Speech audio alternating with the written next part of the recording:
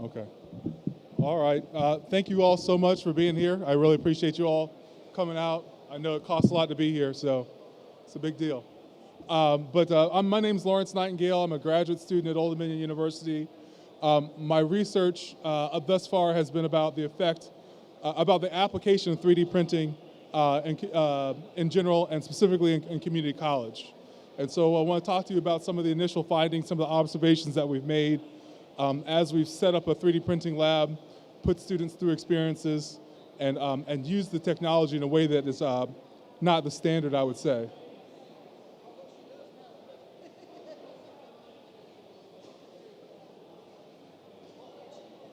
Oh, here we go. Okay. Well, what is 3D printing? If you do a little bit of reading about 3D printing, actually, if you do a lot of reading about 3D printing, you're going to figure out that there's two kind of schools of thought, all right? The first is fused deposition modeling, okay? Fused deposition modeling is high-performance 3D printing, highly accurate. The firmware is controlled and edited by a single source, usually a company.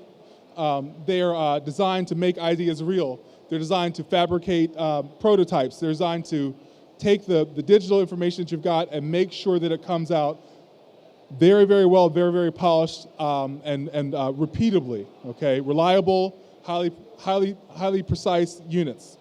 They're designed to produce high-quality prototypes, and they are, most importantly, proprietary, okay? Fused deposition modeling is a copyrighted process, or was a copyrighted process until 2004, and it was copyrighted under Stratasys. The thing about it is that fused deposition modeling is expensive. You know, in my opinion, a maker bought $2,500, $2,000. It's a lot of money to pay for a 3D printer, okay? And the other side of it is fused filament fabrication. Fused filament fabrication is an invented term for 3D printing, okay? But since fused filament fabrication was actually developed at a point in time when FDM still had their patent enacted. So fused filament fabrication is experimental. It relies on operator skill. You take an individual, you give them a machine, and they start producing things. And the better the machine is, really is a function of how good the operator is, all right? You learn from 21st century sources, which is really important, looking at YouTube videos, going online and looking at forums, removing information from and contributing to wikis, okay?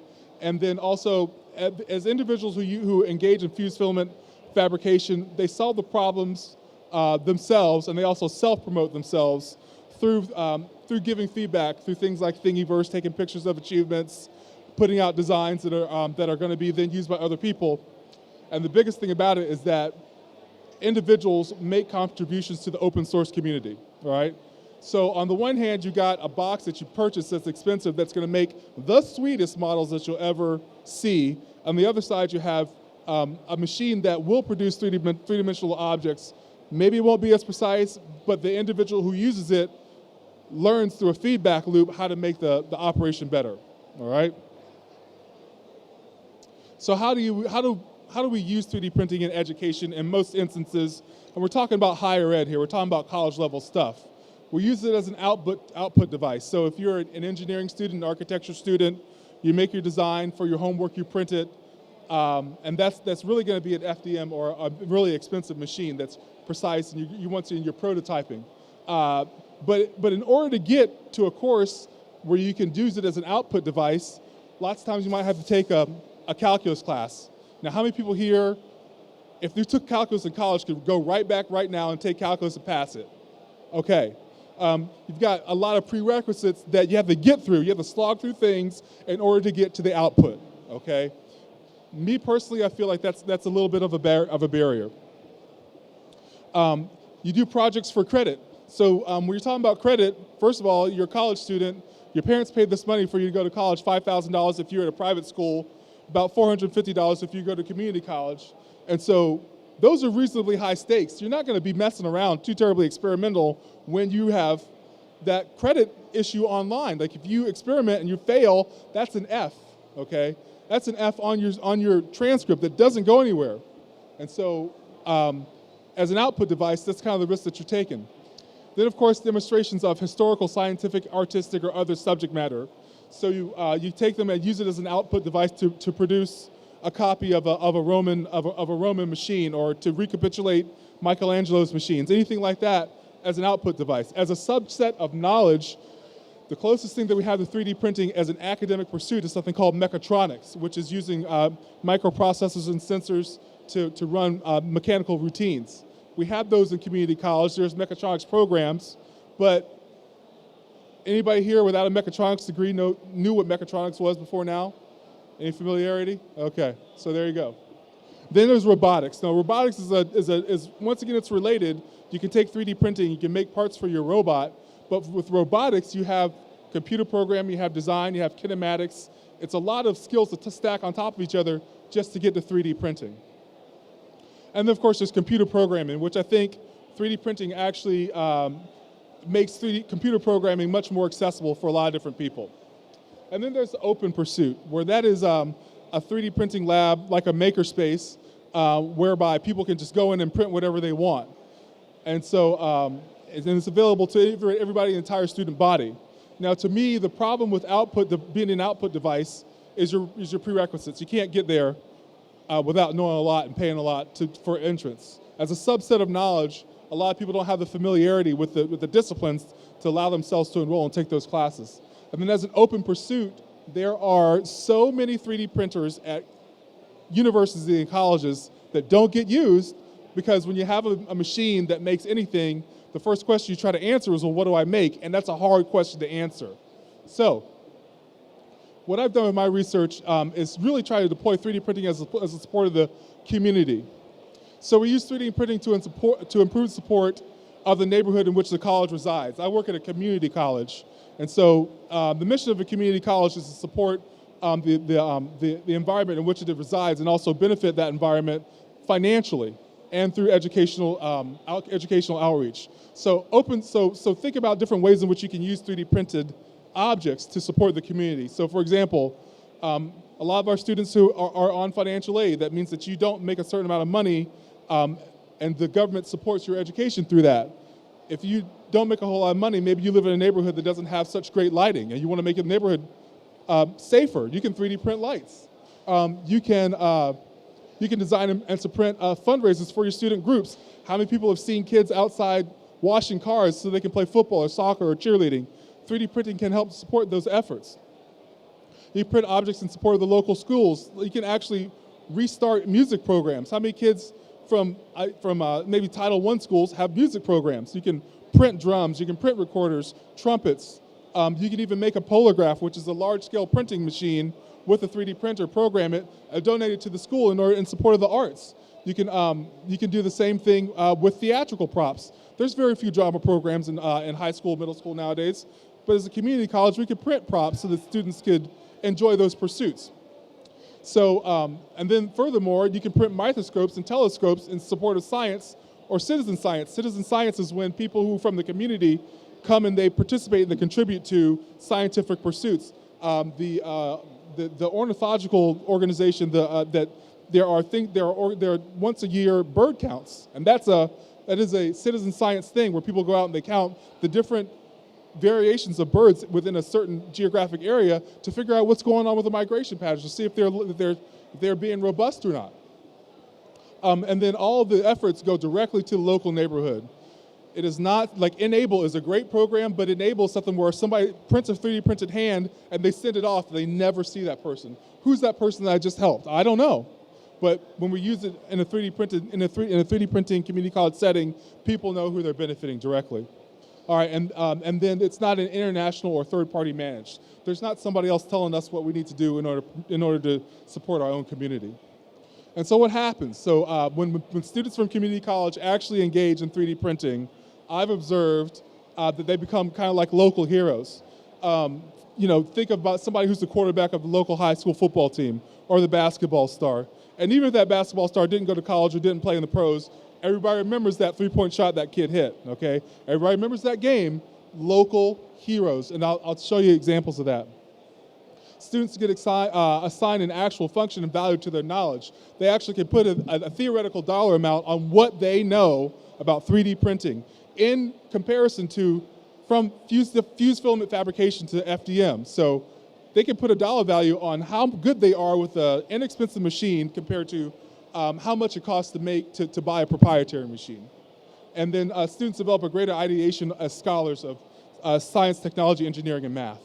Okay, so why does it happen? So there's something called the social cognitive career theory, which basically says that there are 3 things that really help us to develop our self-efficacy, belief in ourselves.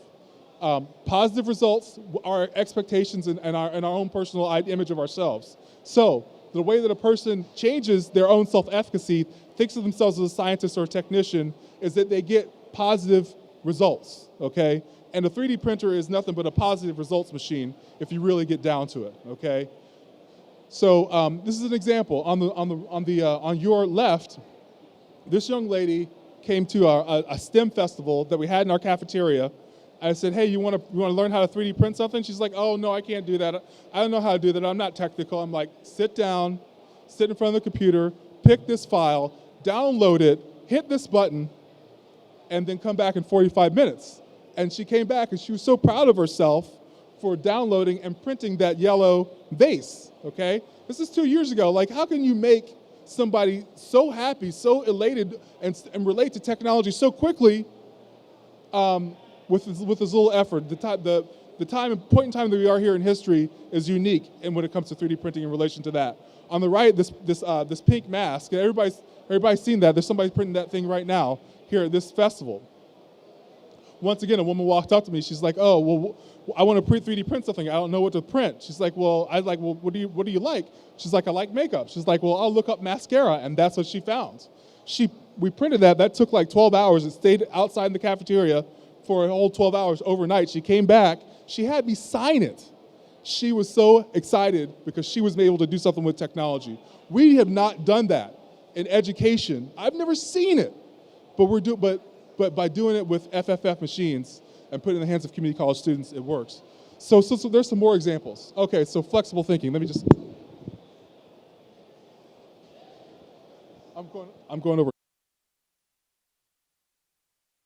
Okay, so when it comes to flexible thinking, our first quote is, my imagination just exploded. So many options just opens up. You're taking students who are community college students, and you're saying, and this is not under drug induced. This is not me paying this person to say that.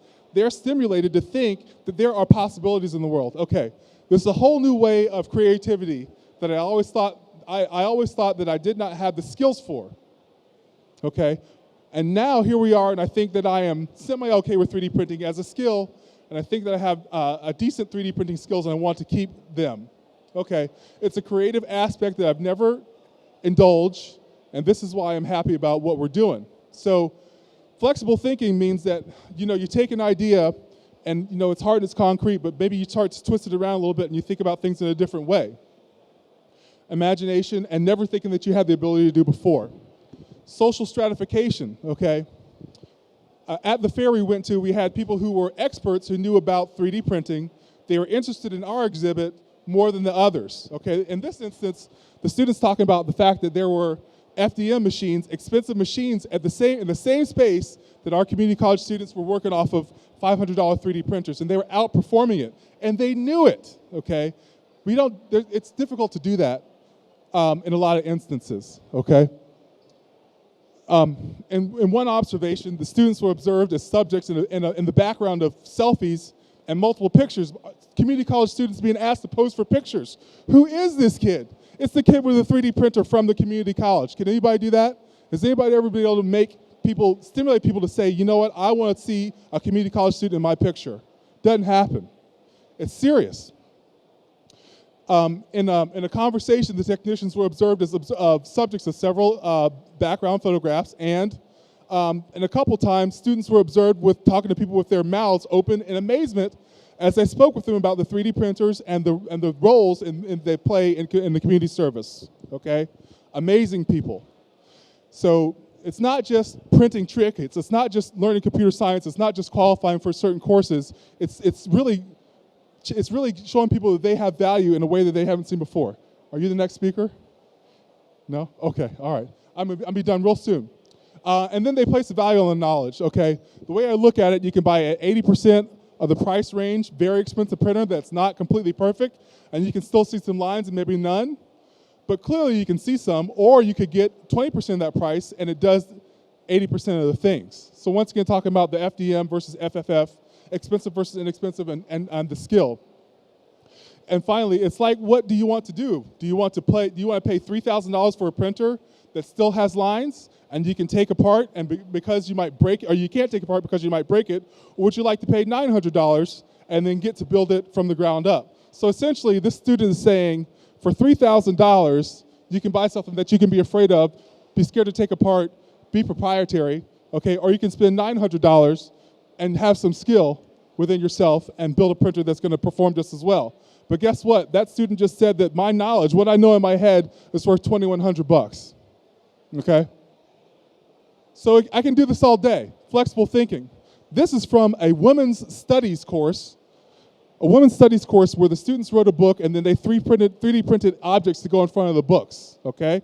So flexible thinking. At first I thought that it could not be done, but it really can be done, okay? So she was talking about the object that she was gonna put in her book, thinking that she could never do it. And I taught her for about 3 or 4 hours in a group how to design and print things off of Tinkercad. And this is the results that we're getting. At first it was hard keeping up. She was just learning about how to do 3D printing. But once you get it, the concept is like, yeah, it's doable. Okay, so in the interest of time, I'll go on to a couple other things. Social stratification. These are women that I didn't realize this happens, but people devalue the fact that women are educated in ways that I never even thought about until I did this, okay? So one student said, I think I told like everybody I bumped into, yeah, I'm cool like that. So, you know, we were like doing STEM and literature, like we are cool. Like people are talking to their friends about how cool it is that they're doing these things in the community college setting. It definitely boosted my confidence. I was like, oh yeah, and that's as a result of joining the 3D printing. And then finally, my friend bought a 3D printer. This speaks towards the devaluation of education for women. My friend bought a 3D printer and he was like trying to explain it. And he was like, and I was like, Mark, we do not all sit around and play video games like you do. She was talking to her friend. Her friend thought that maybe he was smarter than her because he'd already just bought a 3D printer and talking in very slow terms, kind of talking down to her. She's like, no, you can't talk down to me. I already know. I've already done this. I'm ahead of you, okay? So the social stratification plays itself out in a lot of different ways. And then finally, there's an enthusiasm for learning. In these two last examples, students talk about what they'll do in order to find themselves in the 3D printing lab. I left a lecture during a 15-minute break and I forgot to go back, okay? So that's pretty self-explanatory. Then the assignment wasn't graded. It was just busy work, so we agreed to leave on the count of 3 and go to the 3D printing lab. So once again, self-explanatory, but we can create enthusiasm for students engaging in science, technology, engineering, and math. And in particular, we can do it with women by using 3D printing and FFF printers as a tool. And that's it. Thank you all so much for your time.